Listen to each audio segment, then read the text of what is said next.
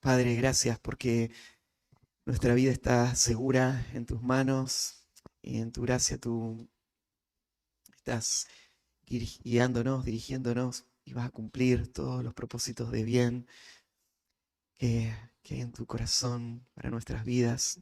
Y te agradezco por esta mañana, por la oportunidad de estar acá con estos hombres y poder abrir ahora juntos tu palabra y, Señor, dejar que tu voz afirme nuestro corazón. Tú conoces las necesidades más profundas de nuestra alma y te pido que tu palabra pueda ministrar a nuestro corazón en este momento y pueda seguir trayendo fruto y haciéndonos aptos para tu obra, para el ministerio. Ayúdanos, Señor, a poder tener un corazón sensible, humilde y dispuesto, y ayúdanos a ser hacedores de tu palabra también. En nombre de Cristo Jesús. Amén. Bueno, vamos a abrir nuestras Biblias en el Salmo 119 y hoy vamos a estudiar los versículos 41 al 48. Una de las metas que tenemos como escuela y cada profesor y todo lo que hacemos acá es que vos puedas crear convicción, no solamente tener información, sino que puedas abrazar verdades por las que vas a morir. Eh, Queremos ver hombres valientes que puedan hacer la obra del Señor en medio de tiempos difíciles. Y una de las preguntas que vendrían es, ¿cómo se forma esta clase de hombres? ¿De dónde sale un hombre que es capaz de poder enfrentar a un mundo hostil, un mundo que se opone, y puede, no con una actitud soberbia, sino con humildad, pero con convicción, puede mantenerse de pie? ¿De dónde viene esta clase de cualidad, de corazón? Uno mira la historia y puede reconocer esto. Hay muchos ejemplos. Hay ejemplos bíblicos y hay ejemplos en la historia de la iglesia. Ejemplos de hombres que se pararon frente a los peligros y frente a hombres poderosos de su época, y ellos sin temor hablaron la palabra. Y muchas veces dieron su vida por eso. Y murieron, pero murieron con la convicción de que estaban muriendo por la causa de Cristo. Y miramos eso y pensamos, ¿cómo, cómo van a surgir esta clase de hombres en nuestro tiempo? Parece en nuestro tiempo que hay una falta tan grande de esta clase de hombres. Somos fácilmente intimidados, nos cuesta hablar aún en los ámbitos más simples, ¿no? Cuando estamos ahí afuera con la gente en la calle y nos cuesta identificarnos con Cristo, nos cuesta hablar cuando viene la tentación o las personas que quieren traer sus criterios, sus ideas, y nos cuesta identificarnos con Cristo y decir, esto es lo que soy y en esto creo. Eh, Nos cuesta también lidiar con la oposición, con falsas acusaciones, con ataques, y nos sentimos como víctimas, ¿no es cierto? Simplemente porque alguien está diciendo algo falso de nosotros y estamos ahí luchando en nuestro corazón, pensando si vamos a poder seguir. Y cuando miramos la historia de la iglesia y vemos lo que tuvo que enfrentar el cristianismo, vemos los pastores cómo tuvieron que defender la verdad con su propia sangre, y decimos, qué lejos estamos de esto. Ahora, los tiempos pueden haber cambiado, pero no ha cambiado la verdad que sostenemos. No ha cambiado las convicciones que estos hombres tuvieron. No ha cambiado el poder de la palabra para poder formar a un hombre de estas características. Y no sé lo que Dios tenga para tu vida, no sé si vos vas a morir como un mártir, eh, no quisiera que eso pase, pero si es que vamos a llegar hasta lo último de la tierra, hay gente que tiene que ir a los lugares donde gente está muriendo por el Evangelio. Y no tenemos que esperar que Dios mande a otros, o sea, tendrías que ser vos. Tendría que ser yo el que esté dispuesto a ir a esos lugares. No sé cómo van a cambiar nuestros entornos, pero este es nuestro deseo. Esta es una de las oraciones que hacemos y es por lo que trabajamos. Es que no solamente aprendas teología, sino que desarrolles convicción. Y lo que va a afirmar tu vida no es otra cosa más que la palabra y tu actitud hacia la palabra y la forma como estudies la palabra y los compromisos que hagas en cuanto a la palabra. Y el pasaje de hoy nos va a dar un cuadro de cómo un hombre es formado en sus convicciones para poder mantenerse con valentía en medio de la dificultad. Entonces, vamos a leer ahora el pasaje y el título que puse para este pasaje es Un hombre valiente afirmado en la palabra. Un hombre valiente afirmado en la palabra. Tal vez podrías mirar este pasaje y leerlo teniendo en tu mente otro evento mucho más adelante en la historia de las Escrituras. Y ¿te acordás ese momento en cuando la iglesia recién estaba naciendo? Y el cristianismo era algo tan frágil, tan pequeño, que podría haber sido en la mente de muchos aplastado por los líderes de su época que mataron a Cristo y ahora podría matar a todos los cristianos y terminar con esto. Pero en ese momento clave de la historia de la iglesia, después que lo agarraron a Pedro y a Juan y los intimidaron y los amenazaron, salieron ellos gozosos de haber sido tenidos por dignos, de haber padecido por Cristo, pero reunidos con la iglesia hicieron una oración. Ahí en Hechos capítulo 4, versículo 29, ellos le van a pedir a Dios denuedo. ¿Qué es el denuedo? Bueno, es esto de lo que hablaba hace un momento. Es esta disposición a enfrentar la dificultad. En vez de retraerte con temor y cobardía, poder avanzar con seguridad y convicción y mantenerte firme pase lo que pase. Ese denuedo no es algo que surge del hombre. Hay hombres que muestran mucha seguridad, pero cuando esa seguridad no surge de la fuente correcta, no es más que solamente presunción. Es solamente una idea ingenua de tu propia capacidad. Cuando vos decís, me voy a llevar el mundo por delante, voy a lograr hacer esto y nadie me va a frenar, eso es solamente una expresión de la soberbia de tu corazón y no va a producir ningún buen fruto. Pero el denuedo no es eso. No es, sí, ustedes me quieren frenar, ahora más fuerza voy a poner. Eso es orgullo. El denuedo es una combinación de la seguridad de que soy completamente vulnerable y frágil, unido a la convicción de que hay un Dios poderoso que me conoce y que me guía, y una firmeza sobre las verdades de las Escrituras en las que yo voy a apoyarme para seguir adelante. El denuedo es una combinación de dependencia y determinación que se unen y forman a este hombre que no va a retroceder. Y este salmo refleja esta combinación extraña, ¿no? Una combinación extraña para un mundo que no entiende al creyente. El creyente es un hombre que no se ve autosuficiente, no se ve poderoso, se ve frágil y por eso va a Dios en dependencia y en humildad a clamar a Dios, a invocar a Dios. Señor, danos denuedo. Nuestro corazón no tiene denuedo. Nuestro corazón es cobarde, frágil. Dánoslo. Pero a la misma vez se levanta de esa oración y ahora va a avanzar en fe y en dependencia en ese Dios, confiando en que Dios lo va a dar. Entonces, basado en eso que Dios va a dar, Él va a actuar con determinación. Y en este salmo vos vas a notar estas cosas, ¿sí? Así que vamos a leerlo. El Salmo 119, versículo 41. Arranca con estas expresiones de dependencia y vas a ver después el cambio a estas convicciones y esta determinación. Venga a mí tu misericordia, oh Jehová, tu salvación conforme a tu dicho. Y daré por respuesta a mi avergonzador que en tu palabra he confiado. No quites de mi boca en ningún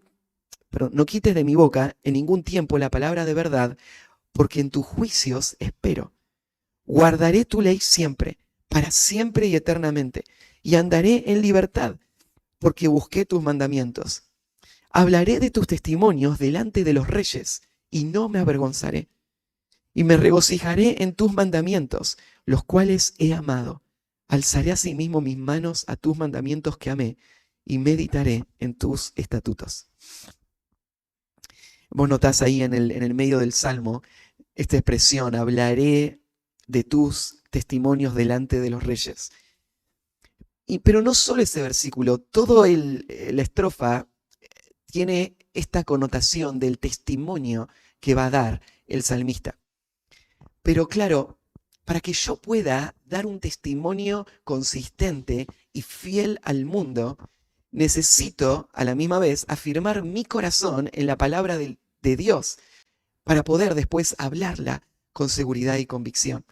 Entonces, estas dos cosas están reflejadas en este salmo. Lo primero que vamos a ver, entonces, es una declaración de dependencia absoluta. Y lo ves reflejado en el versículo 41. Venga a mí tu misericordia, oh Jehová, tu salvación conforme a tu dicho. La palabrita que el traductor colocó como misericordia es un término que aparece mucho en el Antiguo Testamento y tiene un peso teológico muy grande. La palabra misericordia en español comunica algo de esto que este término tiene, y es la idea de un hombre en total quebranto y dependencia, podríamos decir en miseria, y frente a esa miseria, Dios mostrando favor. Esta palabra en inglés muchas veces se traduce como con el sentido de fidelidad al pacto, porque los traductores reconocían que en esta palabra está esta idea de que Dios es fiel a sí mismo y es su carácter el que va a inclinarse para poder hacer algo por el que no merece nada. No es algo que haya en él. Entonces, esto tiene que ver con un propósito de Dios, un pacto de Dios. O en otros casos se traduce también como la bondad amorosa de Dios. Porque la palabra misericordia podría darnos a entender que es el hecho de ver la miseria y hacer algo en función de esa miseria. Pero la palabra tiene una connotación muy fuerte en el afecto, el amor tierno y compasivo que se está mostrando en el acto de servir al que está en la miseria. Entonces, muchos han visto que tal vez la palabra hebrea, que acá se traduce como misericordia, sería más apropiada traducirla con el concepto de gracia. En el Nuevo Testamento nosotros conocemos bien este término, es la palabra griega charis. Y la palabra charis griega comunica mucho de este mismo concepto. Es Dios que está mostrando su amor tierno y compasivo para el hombre en su miseria y necesidad. Así que a esto se refiere el salmista cuando dice, venga a mí tu misericordia, oh Jehová. Él está pidiéndole a Dios gracia para su salvación. ¿Cómo deberíamos tomar este concepto de salvación? Bueno, habría una forma que sería mucho más amplia teológicamente o mucho más específica en la mente tal vez de este salmista. El concepto de salvación tiene una idea bien amplia cuando pensamos en la salvación del ser, en la salvación del alma, en la salvación en toda su dimensión. Y claro, nosotros podemos asociar estos términos porque nosotros entendemos lo que es la gracia para la salvación. Porque esto es parte de la teología bíblica. Es un hombre que se ve necesitado no solamente de las cosas inmediatas y de las dificultades del momento, sino que entiende que necesita ser rescatado de su condición miserable y del pecado mismo y ser transformado por Dios y ser llevado por Dios hasta poder recibir todas las bendiciones de Dios. Entonces, podemos imaginar, el salmista tiene todo esto en mente. Él está pensando, dependo en Dios para que Él me salve. Y así lo podemos pensar nosotros también. Vos decís, pero Dios ya me salvó a mí. Sí, pero la teología bíblica nos enseña que la salvación no es algo que ya se completó en nuestra vida, sino algo que está en desarrollo. Entonces, dependo en Dios para que Él me salve, es la actitud de todo cristiano que se ve completamente débil, frágil, necesitado, y entonces no es la actitud de este soberbio que puede enfrentar todos los enemigos de esta vida, sino que se ve delante de Dios, necesito su salvación. Pero tal vez en la mente de este autor tiene algo más específico en mente, porque en el versículo 42 dice, y entonces cuando Él me salve, voy a poder tener que responder al avergonzador. Entonces la salvación, tal vez acá, tiene una connotación más específica, que es la salvación de sus enemigos, que ya lo viene tratando en el Salmo, y la dificultad que él tiene que enfrentar. Y agrega ahí algo más al final, este clamor por salvación está fundamentado en lo que Dios ya ha dicho. Entonces, son las promesas de Dios la que le da la audacia a este hombre para ir a Dios e invocar a Dios para su propia salvación. Esto es lo que hace un pecador cuando viene a Cristo, ¿no? ¿Qué derecho tendría un rebelde a venir al Rey del universo a pedir misericordia? ¿Qué derecho tendría a pedir que Él me perdone mis pecados, que Él me limpie, que Él no me dé el castigo eterno que merezco, sino que Él me dé su salvación, que Él me adopte a su familia? ¿Qué audacia haría que una persona pueda pedir algo así? Solamente las palabras de Dios. Él dijo que no va a echar a ninguno fuera. Él dijo, venid a mí, todos los que estáis trabajados y cargados, y yo les haré descansar. Él dijo, el que tiene sed, venga y beba el agua de la vida gratuitamente. Entonces, son las palabras de Dios las que le dan la valentía al hombre a venir a Dios a pedir salvación. Y a partir de ahí, podemos pensar aún en el contexto de este salmista. Él está pensando en todo lo que tiene que enfrentar en esta vida, y él piensa, Señor, no puedo, sálvame. Pero él lo hace con la audacia que lo está haciendo porque Dios ya lo ha prometido. Él ha prometido ser el refugio de todos los que le buscan. Él ha prometido el dar salvación a todos los que esperan en él. Él ha prometido responder a las oraciones de su pueblo cuando clamen. Entonces esas promesas están ahí. Y el hombre de Dios va a mostrar entonces dependencia con ese clamor basado en la palabra de Dios. Ese clamor de dependencia ahora va a ser seguido por resoluciones consagradas.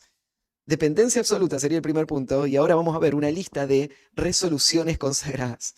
Porque ahora el salmista va a decir, siendo de que Dios va a responder esta oración, yo voy a hacer lo que viene ahora, lo que sigue. Y la primera resolución que vos ves en el salmista es una resolución de confianza en la palabra. Versículo 42. Y daré por respuesta a mi avergonzador que en tu palabra he confiado. El resultado de la misericordia de Dios es que Él va a poder tener que responder al que le calumnia. Tener que responder al que le calumnia. Esta expresión, el avergonzador, está haciendo eco a otras que ya dio de estos enemigos que Él tiene.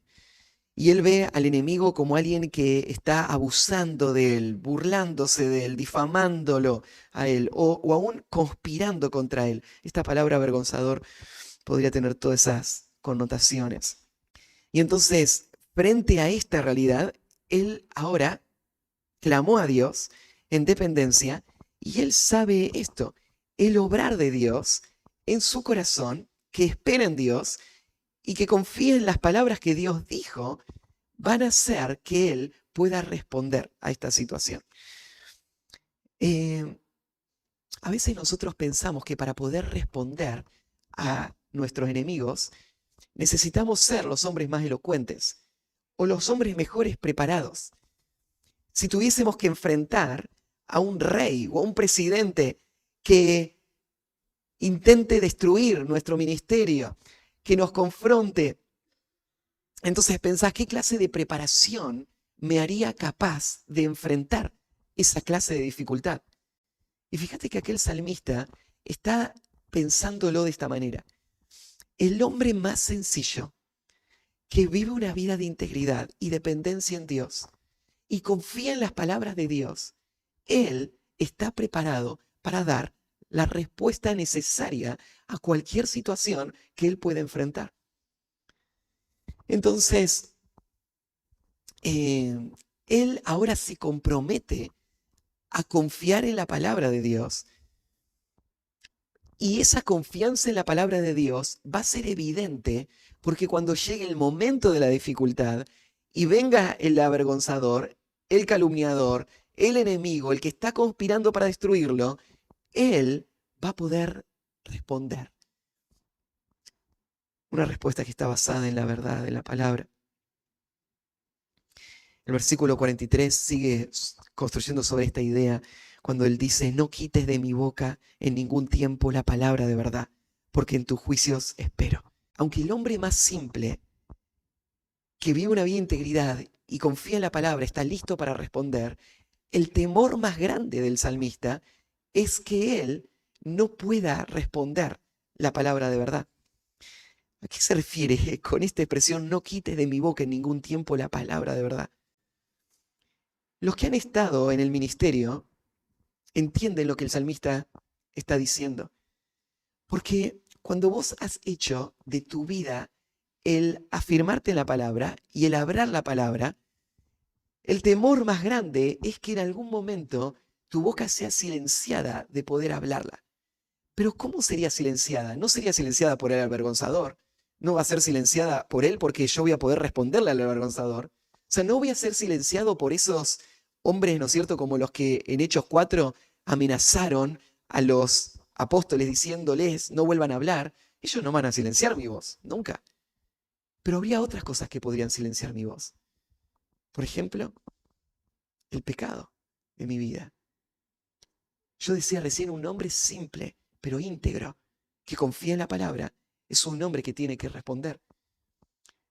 Pero un hombre que queda descalificado del ministerio porque no guardó su corazón. Esa es la tragedia más grande que puede imaginar un hombre que ama la palabra y que quiere predicar la palabra. El salmista está pensando, Señor, no dejes que nada me silencie. Yo confío en tu palabra y voy a tener que responder. Pero aún así, él está esperando en el Señor. No quites de mi boca en ningún tiempo la palabra de verdad, porque en tus juicios espero. El salmista ha hecho de la palabra su mayor tesoro, su confianza y su esperanza, su seguridad. Entonces, mientras él pueda hablar la palabra, entonces él está seguro. Su compromiso entonces es confiar en la palabra. Su segundo compromiso va a ser obedecer la palabra. Versículo 44. Guardaré tu ley para siempre, guardaré tu ley siempre, para siempre y eternamente. Guardaré tu ley siempre, para siempre y eternamente. Qué audacia la de este hombre, ¿no? Acaba de hablar de su fragilidad, pero ahora está hablando de su certeza de que nada le va a poder disuadir, de que nada le va a convencer de abandonarla a la palabra, de que él nunca va a dejarla, ni ahora, ni nunca jamás. Él usa dos expresiones, ¿no es cierto? Siempre, como dando a entender en todo tiempo, y después otra expresión, para siempre y eternamente, como señalando esto es perpetuo. Está imaginando la eternidad futura de acá a millones de años y él se está viendo tan convencido de la palabra como hoy.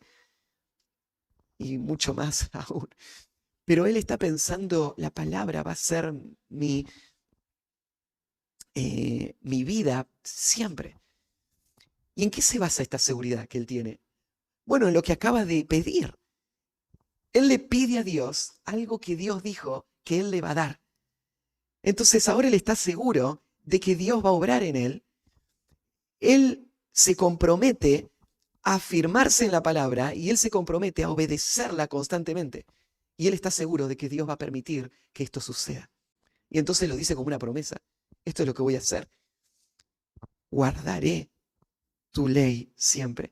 Y ustedes saben que acá guardar, él no se está refiriendo solamente a voy a profesar tu ley, sino voy a obedecer tu ley eternamente y para siempre. Voy a hacer del estudio de tu palabra una disciplina para la obediencia. Voy a volverme un hacedor de tu palabra que lo va a mantener cada día, en cada situación, con cada verdad que tú me digas, y esto va a marcar mi vida el resto de la eternidad. Este es el compromiso de un hombre que quiere afirmarse en la palabra, obediencia a la palabra. El próximo compromiso que él va a hacer es dedicación a la palabra. Dedicación a la palabra. Y andaré en libertad porque busqué tus mandamientos. Acá la expresión de andar en libertad tiene que ver con un andar diario en todos los aspectos de su vida, sin restricciones, libremente. Ahora, pensá en esto. Este hombre está siendo agobiado por enemigos que lo quieren destruir. Pero él no se siente en una prisión, siempre y cuando la escritura sea su compromiso. Y como él se comprometió a confiar en la palabra, se comprometió a obedecer la palabra, ahora él va a andar con libertad. La libertad que te da la palabra, la libertad de no tener que complacer a personas, la libertad de no estar intimidado por personas, la libertad aún de tu propio corazón y de tus propios temores y de tus propias luchas y de tus propios pecados. Libertad. La libertad real, la libertad que da la palabra de Dios. Entonces él afirma esto y enseguida agrega la razón por la que él va a andar en la libertad. Él va a andar en libertad porque busqué tus mandamientos. Acá la palabra buscar implica esta dedicación a la que hago referencia en el título. Dedicación a conocer la palabra y obedecer la palabra.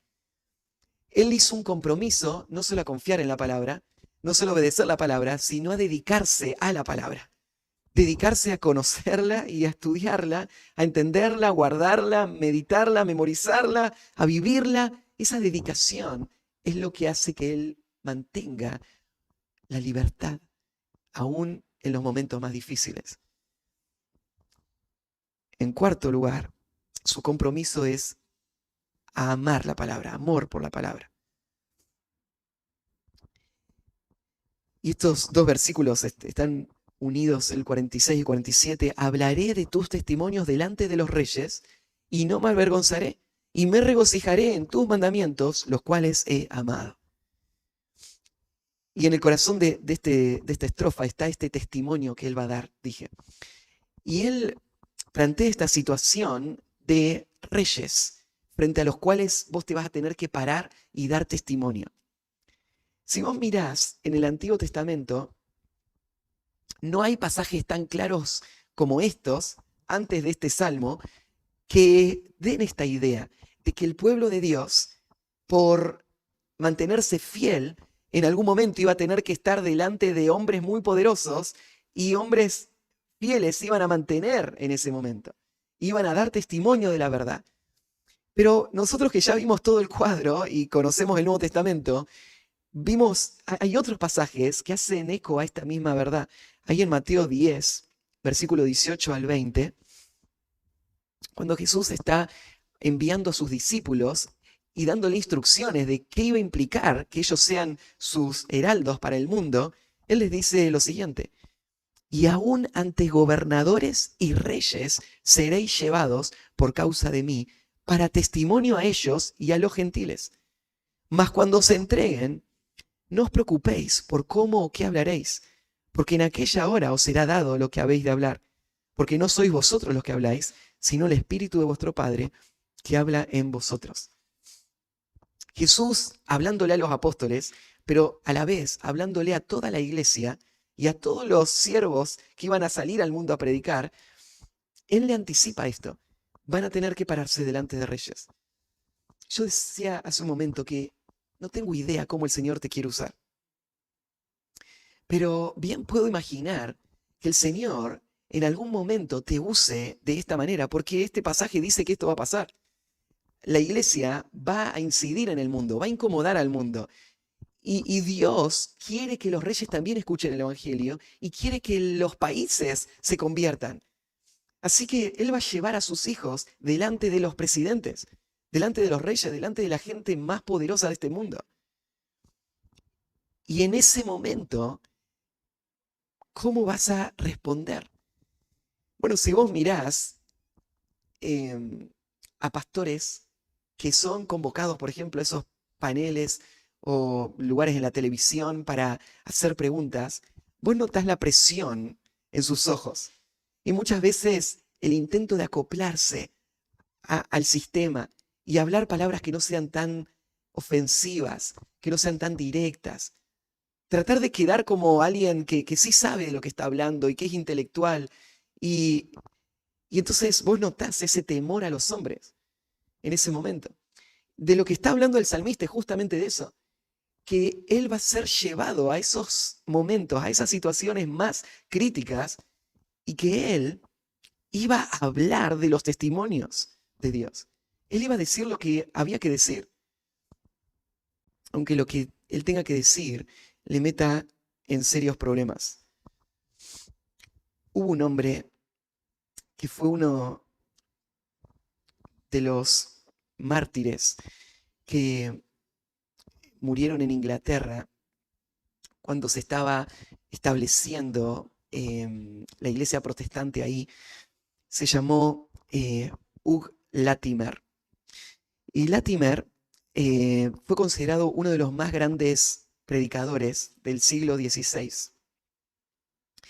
Y una de las características de este hombre es que él, en su predicación, fue tan contundente, tan claro, tan directo, que hacía temblar al mundo que lo escuchaba. Cuenta la historia que para uno de los, en un momento, él le va a hacer un regalo al rey Enrique VIII, que es el rey que rompió la relación de la iglesia anglicana con la iglesia católica. Pero claro, él no la rompió porque tuviese convicciones espirituales, sino más bien por intereses personales. Y él le regaló un Nuevo Testamento al rey que estaba envuelto en un paño que tenía estas palabras sobre ese paño. A los adúlteros y fornicarios juzgará Dios. Esta es la clase de hombres que el mundo necesita. Hombres que van a hablar los testimonios de Dios delante de los reyes. Y el hecho de que Él tenga la decisión de que sigas con cabeza o no, no hace que vos puedas cambiar tu mensaje delante de Él. Porque si el Señor te nombró su embajador y su representante, vos tenés que decir lo que Dios dice, aún delante de estos hombres poderosos. Y esto es lo que el salmista está diciendo: hablaré de tus testimonios delante de los reyes y no me avergonzaré. En el 47 agrega más: y me regocijaré en tus mandamientos. No voy a renegar de tus mandamientos y de las verdades que fui llamado a decir. Aún cuando cueste mi propia vida, me voy a gozar en ellos. ¿Por qué? Los cuales he amado. La razón por la que este hombre puede hablar con osadía delante de un rey y con convicción y decir esta verdad es porque él ama esta verdad. Él no está avergonzado de esta verdad. Él no quiere disimular esta verdad. Él no quiere ocultar esta verdad. Esta verdad es preciosa para su alma.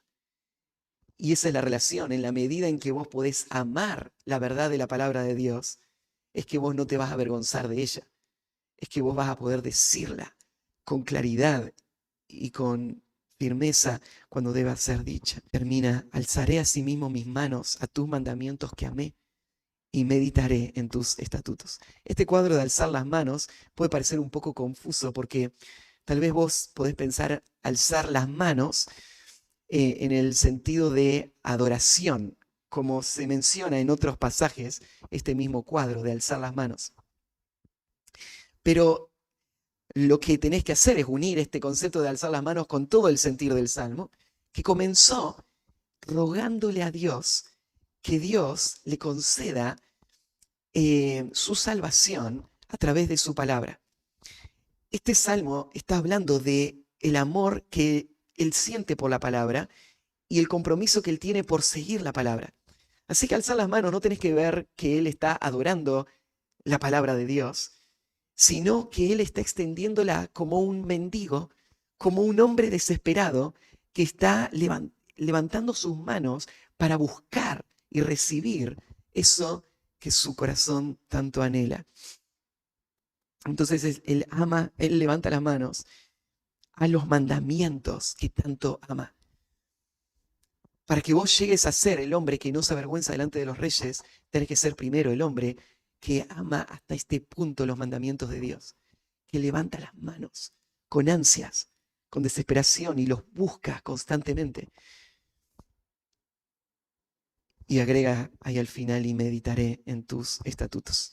Bueno, Latimer tuvo muchos momentos de tensión con el rey, se pueden imaginar, porque él señalaba los pecados de cualquiera, sin dudarlo. Un domingo en el culto, él predicó un mensaje que ofendió al rey. Así que el rey se enojó y lo amenazó con excomulgarlo o con ejecutarlo. Y le dijo, el domingo que viene tiene que venir de nuevo y él va a predicar, pero antes de predicar, él va a pedir perdón por lo que dijo el domingo pasado. Así que Latimer se para al frente el día que le toca predicar y arranca con estas palabras. ¿Sabéis delante de quién vas a hablar en el día de hoy? Vas a hablar delante del grande y poderoso monarca, la majestad más excelente, quien puede quitarte la vida si le ofendes. Así que mira que no hables ninguna palabra que pueda desagradarle. Pero también ten en cuenta, Hug, hablándose a sí mismo, ¿no sabes de quién es el mensaje con que eres enviado? Del gran rey y poderoso Dios. Recuerda también que vas a hablar delante del Rey de Reyes y Señor de Señores, quien es omnipotente, que puede enviar tu alma al infierno. Por tanto, presta atención para exponer tu mensaje fielmente y no desagradarle a él. Y después de decir esas palabras, predicó el mismo mensaje que había predicado el domingo pasado.